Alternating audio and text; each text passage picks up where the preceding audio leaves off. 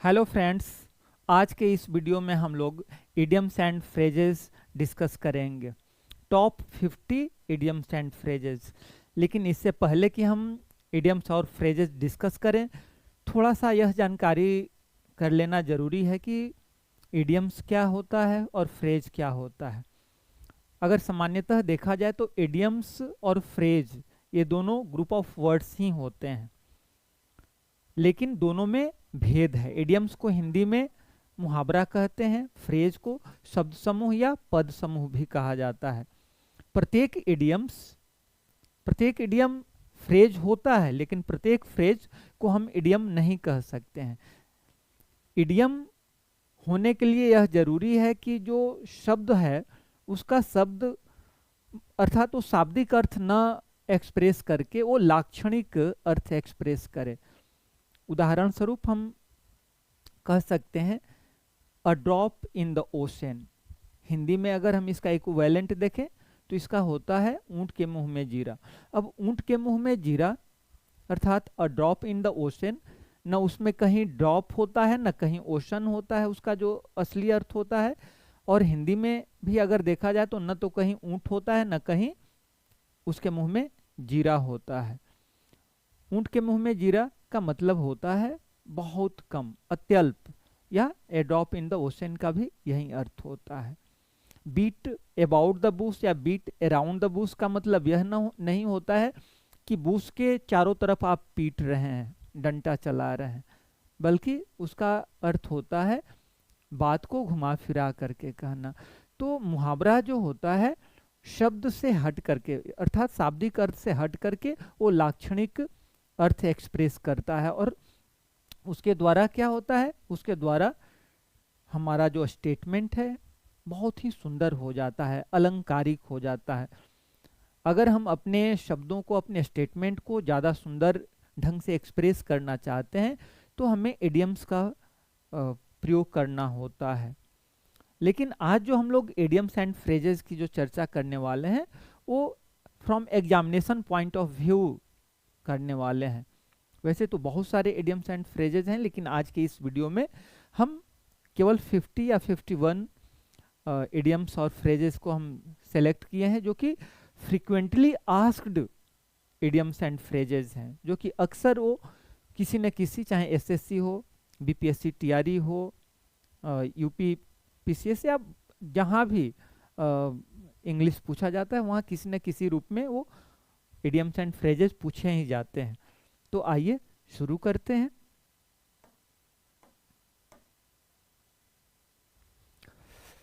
तो पहला हमारा है इडियम्स एंड फ्रेजेस में देखें तो पहला है a blessing in disguise. A blessing in disguise का प्रयोग हम करते हैं जिसको हम कहें कि छुपा हुआ वरदान। मतलब ऊपर से देखने में शुरू में लगता है कि अरे ये तो हानिकारक चीज है, लेकिन वो अंततः फ्रूटफुल साबित हुआ। छुपा हुआ वरदान।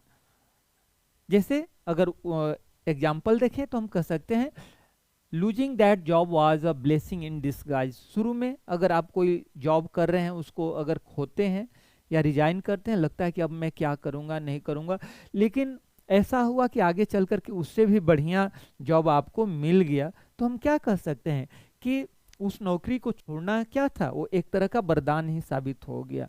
तो पहला है अ ब्लेसिंग इन डिस्गाइज, मतलब छुपा हुआ वरदान। इसके बाद है beat around the bush. Beat around the bush भी होता है और बीट अबाउट द बुश भी होता है। जब हम अपनी बात को टू द पॉइंट नहीं कहते हैं बल्कि घुमा फिरा करके कहते हैं, तो हम कहते हैं कि वो बीट अराउंड द बुश की बात हो रही है। मतलब हम कह सकते हैं कि don't beat about the bush, come to the point, tell me directly, है ना, ऐसा। इसके बाद है बर्न द मिडनाइट ऑयल। बहुत इंपॉर्टेंट है। ऐसे तो सबके सब जितना भी मैं सेलेक्ट किया हूँ वो सब इंपॉर्टेंट ही हैं। बर्न द मिडनाइट ऑयल, इसका मतलब होता है खूब मेहनत करना। अब आज के समय में तो मिडनाइट ऑयल तो नहीं होता है, लोग इलेक्ट्रिक बल्ब यूज करते हैं, लेकिन जब ये यूज हुआ था शुरुआती दौर में तो उस जमाने में तो किरासन और वही सब होता था। तो बर्न द मिडनाइट ऑयल का मतलब होता है कि देर रात तक काम करना, बहुत कठिन परिश्रम करना। She burnt the midnight oil to finish her project. इसके बाद है bite the bullet. Bite the bullet का अर्थ होता है मुश्किल को सहना, जैसे he finally beat the bullet and started studying. इसके बाद है break the ice. Break the ice का प्रयोग हम वहां करते हैं जहाँ की सब लोग चुप बैठे हुए हैं, तो अब कोई बात करना है तो हम कहते हैं कि don't be silent, let's break the ice, कि अब चुप्पी तोड़ते हैं। ब्रेक द आइस मतलब चुप्पी तोड़ना, बातचीत शुरू करना। He joke helped break the ice at the party. उसका जो जोक था किस चीज में मदद किया? पार्टी में बातचीत को शुरू करने में। सब लोग साइलेंट बैठे थे, सब लोग बातचीत करना शुरू कर दिए। इसके बाद है call it a day. Call it a day का मतलब होता है दिन का काम खत्म कर देना, जैसे let's call it a day and go home, मतलब आज का काम यहीं बंद करते हैं, स्टॉप करते हैं और घर चलते हैं। इसके बाद है heat the nail on the head. Heat the nail on the head का अर्थ होता है सटीक बात करना। मतलब ऐसे तो सटीक बात करना तो होता ही है, लेकिन इसका अर्थ ये भी है कि मतलब बिल्कुल सही जगह पर चोट पहुंचाना। Hit the nail on the head, सटीक बात करना। You hit the nail on the head with your answer, ठीक ना, इसका मतलब ये है। इसके बाद है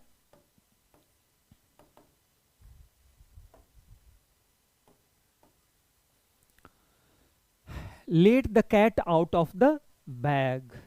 let the cat out of the bag मतलब बैग से कैट को बाहर आने देना। ये तो शाब्दिक अर्थ हो गया, ये तो इडियम्स है, तो इसका कुछ और ही अर्थ होगा। तो let the cat out of the bag मतलब राज खोल देना, मतलब कोई सीक्रेट चीज को बता देना। जैसे she let the cat out of the bag about the surprise, है ना। इसके बाद है kill two birds with one stone. एक तीर से दो निशाना लगाना। एक तीर से दो शिकार करना, दो निशाना लगाना, दोनों अर्थ होता है। इसका मतलब होता है कि एक ही अटेम्प्ट या एक ही प्रयास करना, लेकिन उससे दो तरफा रिजल्ट का मिल जाना। और इसका प्रयोग मतलब अच्छा ही सेंस में हो जाता है। एक तीर से दो शिकार करना मतलब कि वो जो करता है उसके लिए वो फ्रूटफुल होता है, लेकिन जिस पर वो एम किया जाता है जरूरी नहीं है कि वो उसका रिजल्ट अच्छा हो। इसके बाद है once in a blue moon, मतलब कभी कभी, seldom, occasionally. Once in a blue moon कभी कभी। He comes to the office once in a blue moon, मतलब वह कभी कभी आता है ऑफिस। इसके बाद है add fuel to the fire, मतलब आग में घी डालना। हिंदी में उसके लिए जो मुहावरा है आग में घी डालना, मतलब कोई झगड़ा हो, कोई मामला खराब हो रहा हो, उसमें और आप क्या कर दे रहे हैं, उसको बढ़ा दे रहे हैं, शांत न करा करके स्थिति को, परिस्थिति को और खराब कर दे रहे हैं। His comments only added fuel to the fire. उसका जो कमेंट्स था, वो जो टिप्पणी किया, वो क्या हो गया, वो घी में आग डालने का काम कर दिया। इसके बाद है under the weather. Under the weather मतलब तबीयत का ठीक नहीं होना। जैसे I will not go to school today because I am under the weather, मतलब मेरी तबीयत ठीक नहीं है। I am feeling a bit under the weather today, मतलब आज मैं थोड़ा सा अच्छा नहीं महसूस कर रहा हूँ। इसके बाद है spill the beans. Spill the beans मतलब भेद खोल देना, राज खोल देना। जैसे he accidentally spill the beans about the plan, plan का वो राज खोल दिया। स्पिल द बीन्स मतलब राज खोल देना। इसके बाद है heat the books. Heat the books मतलब पढ़ाई शुरू करना। लेट्स हीट द बुक्स माने हम लोग पढ़ाई शुरू करें। इसके बाद है cost an arm and leg. Cost an arm and leg का मतलब होता है बहुत महंगा होना। जैसे अगर हम कहें for a common man to buy a BMW means cost an arm and leg.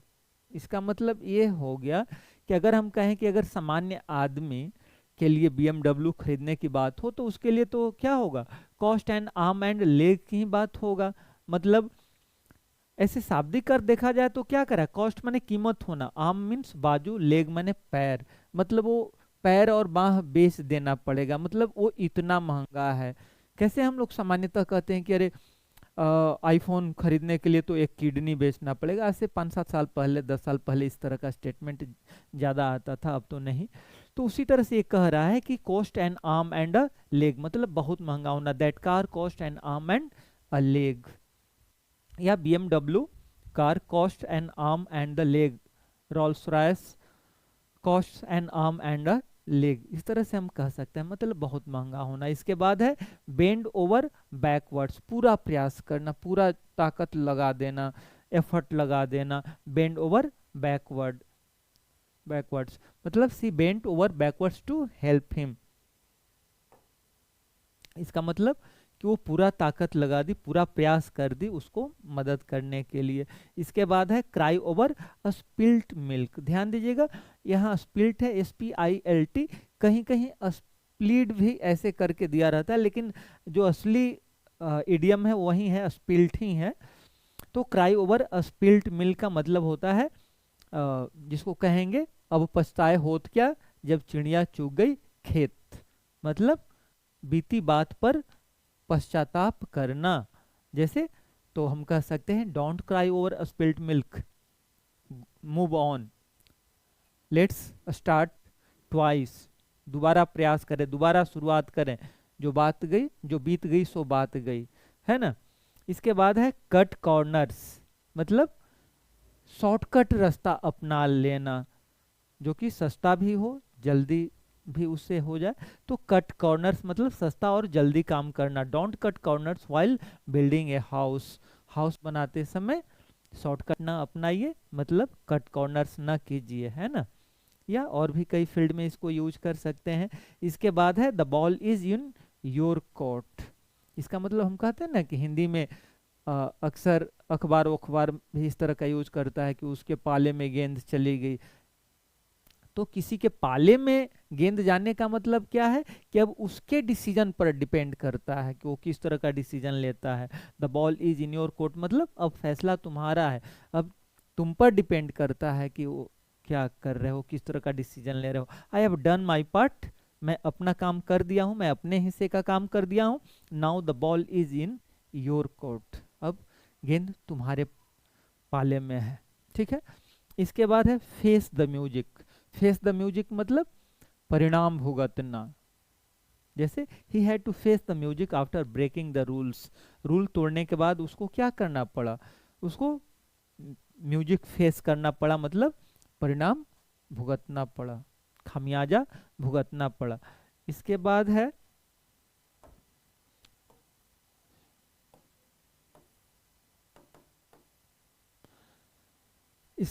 है पुल समवन्स लेग।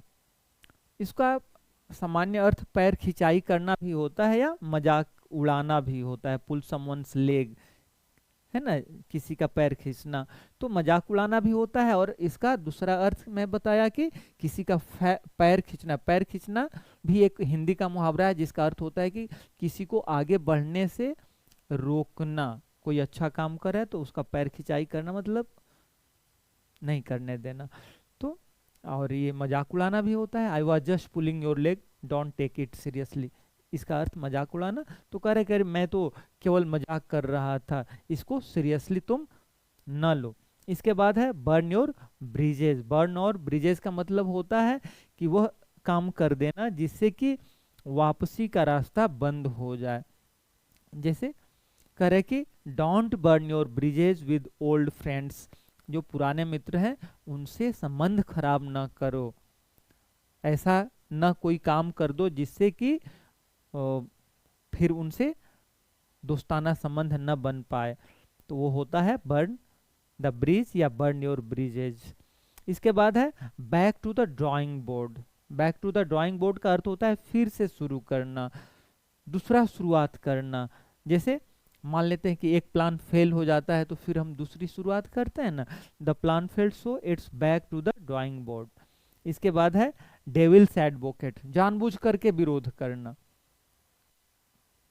डेविल्स एडवोकेट मतलब शैतान का वकील होना, शैतान का वकालत करना, मतलब जानबूझकर विरोध करना। He played devil's advocate to spark a discussion. इसके बाद है go the extra mile. Go the extra mile का मतलब होता है कि एक्स्ट्रा एफर्ट लगाना, एक्स्ट्रा प्रयास करना, अतिरिक्त मेहनत करना। जैसे she always goes the extra mile for her clients, या if you want to succeed in your life you will have to go some extra mile, है ना। hang in there, डटे रहना। hang in there मतलब डटे रहना, है ना। hang in there, things will get better, डटे रहो, चीजें ठीक हो जाएंगी। इसके बाद है जंप द गन, जल्दीबाजी करना। जंप द गन मतलब जल्दीबाजी करना। He jump the gun and submitted it too early. तो ये हो गया।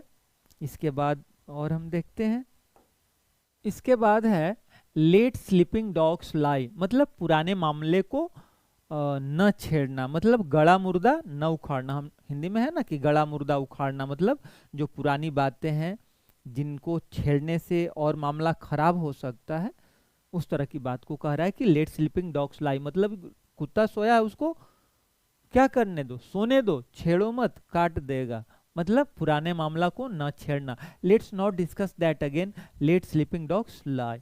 इसके बाद है मिस द बोट, मौका गंवा देना। अब पछताए होत क्या जब चिड़िया चुग गई खेत, है ना। कहा जाता है कि strike the iron while it is hot.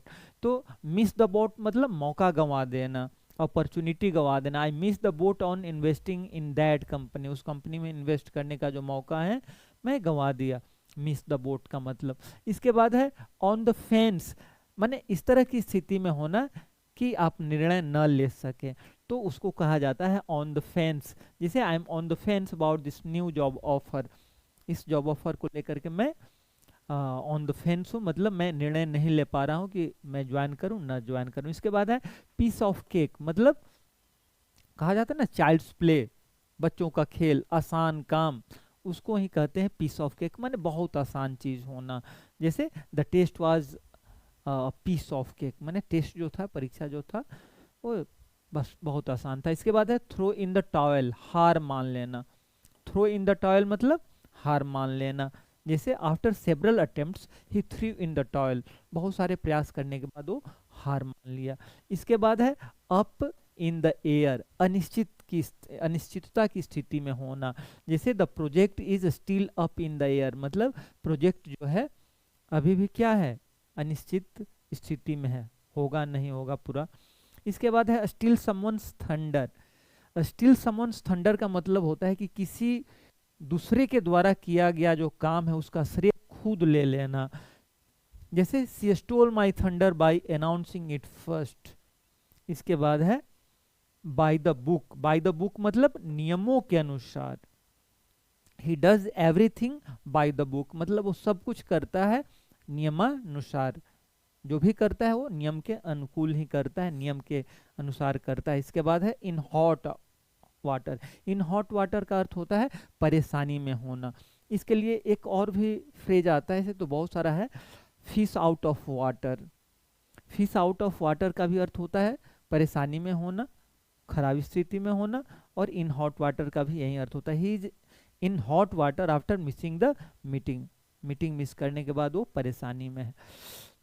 इसके बाद है make a long story short. Make a long story short मतलब टू द पॉइंट, बात को कह देना, संक्षेप में कह देना, घुमा फिरा करके बात को न कहना। Don't beat about the bush, make a long story short, मतलब यहाँ एक ही सेंटेंस में दो दो इडियम्स आ गया, मतलब कि घुमा फिरा के बात मत कहो, टू द पॉइंट कह दो, शॉर्ट में कह डालो। इसके बाद कह रहा है वंस बिटेन ट्वाइस साई, मतलब एक बार चोट खाने के बाद सतर्क होना। ध्यान दीजिएगा, इसका जो प्रयोग है,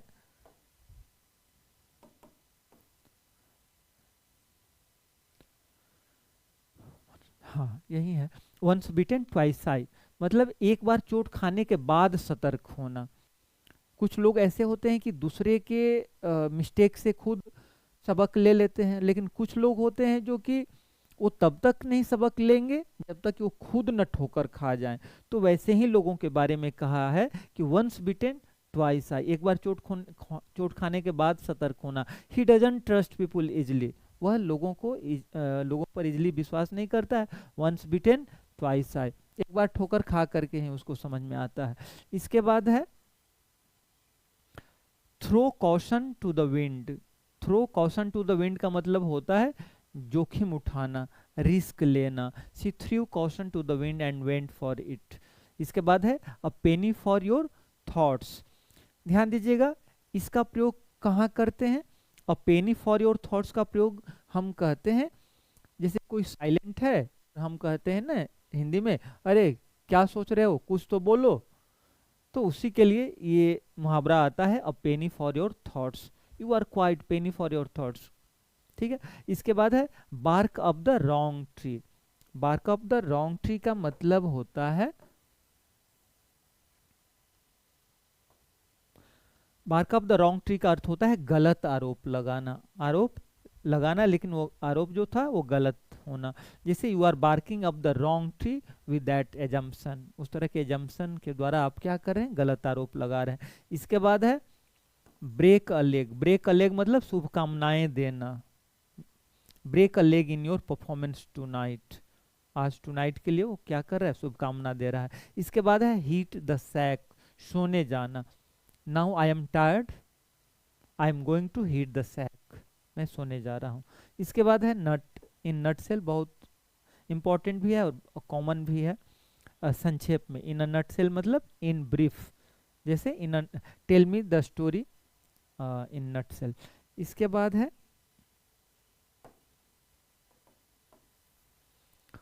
in the nick of time. In the nick of time मतलब एन मौके पर, बिल्कुल सही समय पर, सटीक समय पर। He arrived in the nick of time. इसके बाद है on cloud nine. On cloud nine मतलब बहुत खुश होना। Suppose someone completes the exam, he passes in the examination, तो उसकी खुशी कहाँ रहती है? उसकी जो खुशी है वो तो क्लाउड नाइन पर होती है, मतलब बहुत खुश होता है। She was on cloud nine after winning the prize. Prize win करने के बाद उसकी खुशी का कोई सीमा नहीं था। इसके बाद है रेन ऑन समवन्स परेड, खुशी में खलल डालना। Don't rain on my parade with bad news, कह रहा है कि मेरे खुशी में खलल न डालो, है ना। स्पीक ऑफ द डेविल, शैतान का जिक्र और शैतान हाजिर, हिंदी में कहा जाता है ना कि शैतान का नाम लिया और शैतान हाजिर। तो speak of the devil and the devil is here. इसके बाद है the tip of the iceberg. Iceberg ऐसा होता है समुद्र में कि हम देखते हैं कि थोड़ा सा दिखाई देगा जबकि पानी के अंदर बहुत विशाल होता है। तो इसका मतलब होता है कि the tip of the iceberg, बड़ी समस्या का छोटा हिस्सा। माने समस्या तो बड़ा है लेकिन आपको दिख रहा है थोड़ा सा ही, आपको लग रहा है कि समस्या छोटी सी है लेकिन वो छोटी है नहीं, है ना। इसके बाद है when pigs fly. When pigs fly का मतलब होता है, व्हेन पिग्स फ्लाई का अर्थ होता है असंभव या असंभव कार्य। He'll apologize when pigs fly, वो अपोलोजाइज करेगा कब? जब पिग्स फ्लाई। अब सुअर थोड़े उड़ती है, कहने का मतलब है कि वो कभी नहीं करेगा। I will do it when pigs fly, मतलब मैं इसे कब करूंगा? जब पिग्स फ्लाई करेंगे, मतलब मैं इसे कभी नहीं करूंगा। इसके बाद है 3 Rs। 3 Rs का मतलब होता है रीडिंग, राइटिंग एंड अरिथमेटिक, मतलब पढ़ना, लिखना और कैलकुलेशन करना, ये चीज होता है 3 Rs। तो आज हम लोग इस छोटे से वीडियो में 51 इडियम्स एंड फ्रेजेस डिस्कस करें। अगर आपको वीडियो पसंद आया तो इसे लाइक कीजिए, शेयर कीजिए, सब्सक्राइब कीजिए। आज का वीडियो देखने के लिए आप लोगों को बहुत बहुत धन्यवाद। फिर मिलते हैं अगले वीडियो में। Thank you.